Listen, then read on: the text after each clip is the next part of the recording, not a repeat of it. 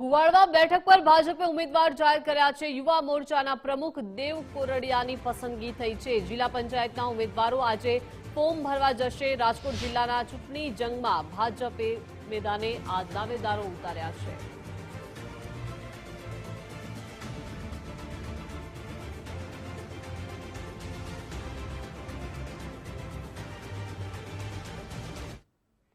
રાજકોટ ભાજપમાં ઉમેદવારોના નામ જાહેર થતા જ વિવાદ સર્જાયો છે। ટિકિટો જાહેર થતા જ કાર્યકરોમાં ભારે રોષ જોવા મળી રહ્યો છે।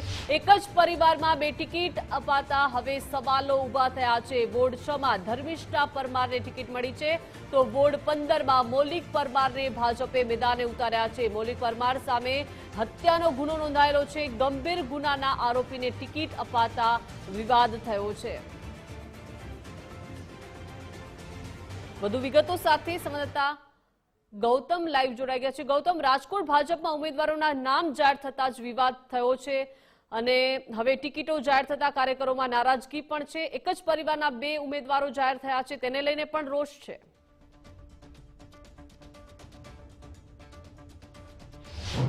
ચોક્કસ એક તરફ અત્યારે ભારતીય જનતા પાર્ટી છે, તેમના 72 ઉમેદવારો છે તે ફોર્મ ભરવાના છે, પરંતુ તે પહેલા જો વાત કરવામાં આવે તો અનેક એવા વિવાદો છે તે સર્જાયા છે, જેને લીધે ચર્ચાએ જોર પકડ્યું છે। એક તરફ જે નારાજ જે પણ ઉમેદવારો છે તેમના દ્વારા, જે સંભવિત ઉમેદવારો હતા તેમના દ્વારા ગઈકાલે પોતાનો રોષ પણ ઠાલવવામાં આવ્યો છે। તો હવે વધુ એક એવો વિવાદ વકર્યો છે કે જે એક જ પરિવારના બે સભ્યોને ભારતીય જનતા પાર્ટીએ ટિકિટ આપી હોય।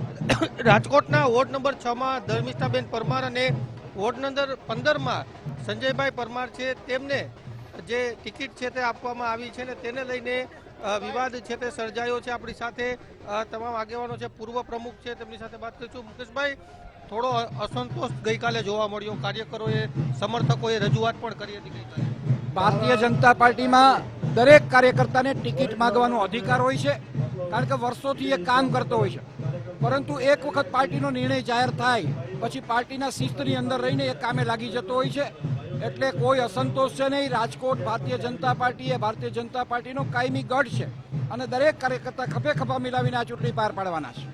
વાત એવી પણ આવી છે કે વોર્ડ નંબર 6 અને વોર્ડ નંબર 15 ની અંદર એક જ પરિવારના બે સભ્યોને ટિકિટ આપવામાં આવી છે, ધર્મિષ્ઠાબેન પરમાર અને એમના પરિવારમાંથી જે એ બાબત હજી ધ્યાનમાં આવી નથી, આપના માધ્યમથી ખબર પડે છે, પણ પાર્ટીના મોવડી મંડળનું દરેક બાબતમાં ધ્યાન હોય એટલે એ બાબતમાં પાર્ટી ચોક્કસ જોશે। ચોક્કસ જે રીતના એ મુદ્દાને લઈને કોઈ ચર્ચા કરવા તૈયાર નથી, જે રીતના એક જ વોર્ડની અંદર પરિવારના બે સભ્યોને એક જ પરિવારના બે સભ્યોને અલગ અલગ વોર્ડમાંથી ટિકિટ આપવામાં આવી છે, પરંતુ હાલ જે ગઈકાલે જે કાર્યકરોનો સમર્થકોનો અસંતોષ છે તે જોવા મળ્યો હતો ને હવે આ અસંતોષ બાદ જે તમામ જે ઉમેદવારો છે જેમના નામ ગઈકાલે 72 ઉમેદવારોના જાહેર કરવામાં આવ્યા છે તે ચૂંટણીનું ફોર્મ ભરવા માટે થોડી વારમાં જશે ને પહેલા રાજકોટના બહુમાળી ભવન સર્કલ જે છે ત્યાં એક વિશાળ જનસભાનું આયોજન કરવામાં આવ્યું છે। જી બિલકુલ, આભાર વિગત સાથે જોડાયા તે બદલ।